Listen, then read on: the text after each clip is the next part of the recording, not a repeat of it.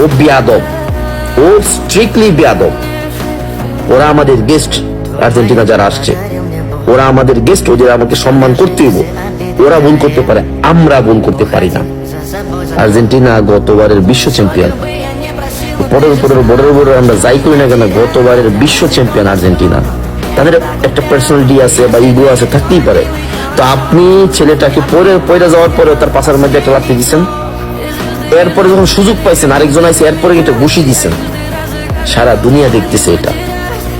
3 number jersey বাংলাদেশের, আপনি খুব বাজে কাজ করছেন। আপনি আর্জেন্টিনাকে তো লাত্তি মারেন নাই, বা আর্জেন্টিনার প্লেয়ার না, যারা আর্জেন্টিনার সাপোর্টার আছে বাংলাদেশ, বা যারা আর্জেন্টিনা দেশটাকে পছন্দ করে, তাদের উপরে আপনি মনে করেন যে লাথি মারছেন। আমরা বাংলাদেশের ইমেজ আপনি ছোট করছেন, খুবই বাজে কাজ করছেন আপনি। আপনি যত ভালো প্লেয়ারই হোক না কেন, আপনার ক্ষোভ, জিদ, রাগ বলের উপরে হওয়া উচিত ছিল, এই প্লেয়ারের উপর না। এটা আপনি পুরো বাংলাদেশের ইমেজটাকে নষ্ট করে দিয়েছেন। ফুটবলে আমাদের র্যাঙ্কিং জানেন কোথায়? আমাদেরকে গণার মতো টাইম নাই। হ্যাঁ, আমরা খালি একটাই আছি, আমরা ফুটবল নিয়ে নাচানাচি করতে পারি, কিন্তু ইন্টারন্যাশনালি আমাদের কোথাও কোনো একটা চেয়ার নাই বসার।